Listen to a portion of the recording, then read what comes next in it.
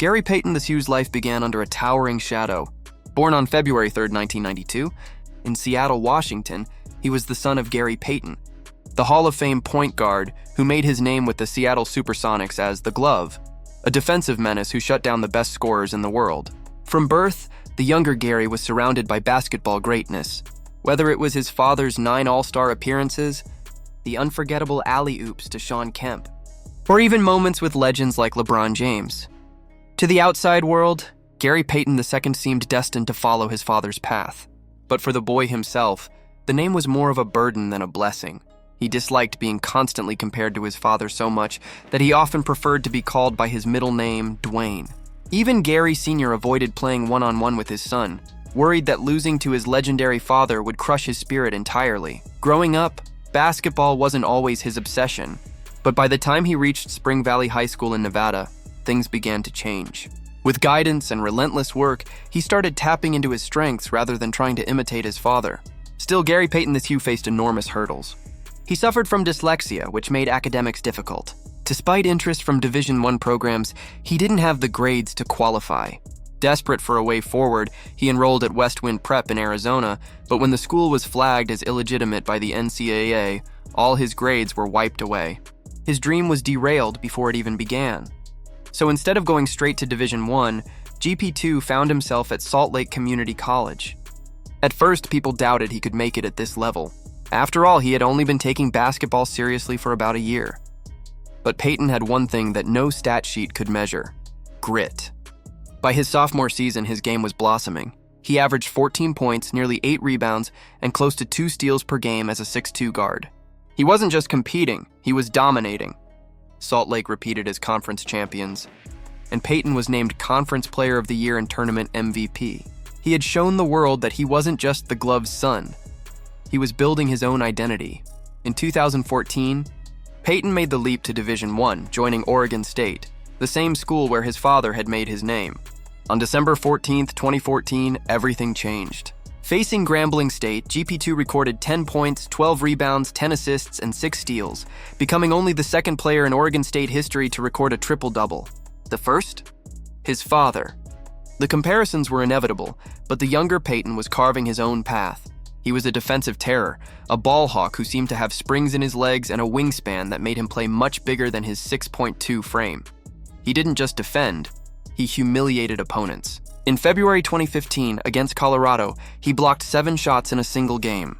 As a guard, that year he finished with the second most steals in the entire nation, was named Pac-12 Defensive Player of the Year, and, maybe most importantly, repaired his strained relationship with his father. Suddenly, the Payton name felt less like a curse and more like a legacy he could embrace. But scouts weren't convinced. They pointed to his lack of point guard skills, his troubling assist-to-turnover ratio, and most glaring of all, his three-point shooting. He had shot under 30% from deep. No matter how good his defense was, the NBA was evolving, and guards who couldn't shoot were seen as obsolete. He returned for his senior year, determined to silence the doubts. He improved his shooting slightly, boosted his efficiency, led Oregon State to the NCAA tournament, and once again won Pac-12 Defensive Player of the Year. But when the 2016 NBA draft came, he sat through 2 rounds without hearing his name.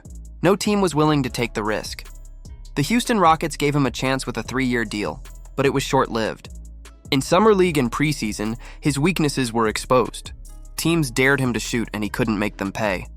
Before the season even started, Houston cut him.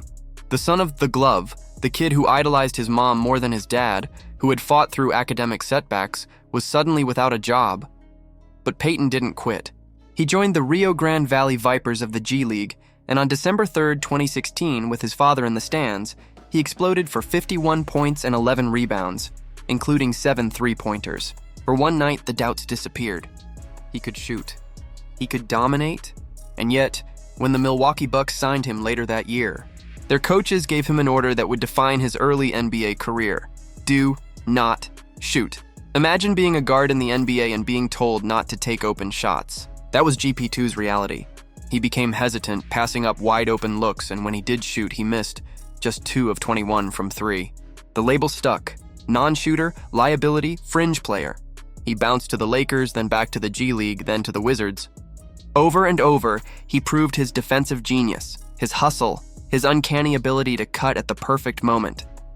But over and over, teams saw only what he couldn't do. Still, he refused to give up. He won a G League championship. He kept working on his shot.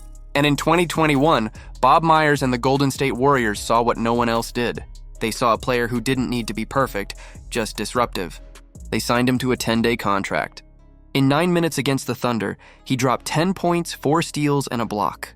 He was everywhere, a Tasmanian devil in sneakers. And for the first time, a coach lifted the ban. Steve Kerr told him, "Shoot if you're open."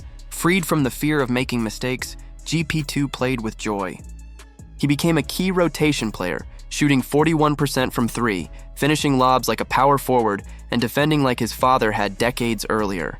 When the playoffs arrived, he guarded stars, hit big shots, and swung games. In the 2022 finals, he hounded the Celtics, scored clutch buckets, and helped Steph Curry and the Warriors capture another championship. The man once forbidden to shoot was now a champion. His arms raised in triumph as confetti rained down.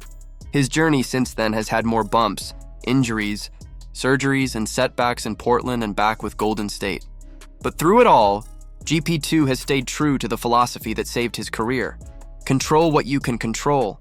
Defend with everything you have and never let doubt define you. Gary Payton's second story isn't just about basketball. It's about resilience, about redefining yourself when the world says you're not enough. It's about a kid who once hid from his father's shadow becoming a man who honored it in the best possible way by fighting for his own place in the game.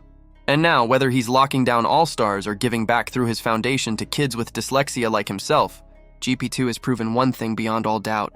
Sometimes the players who are told they can't end up being the ones who do it all.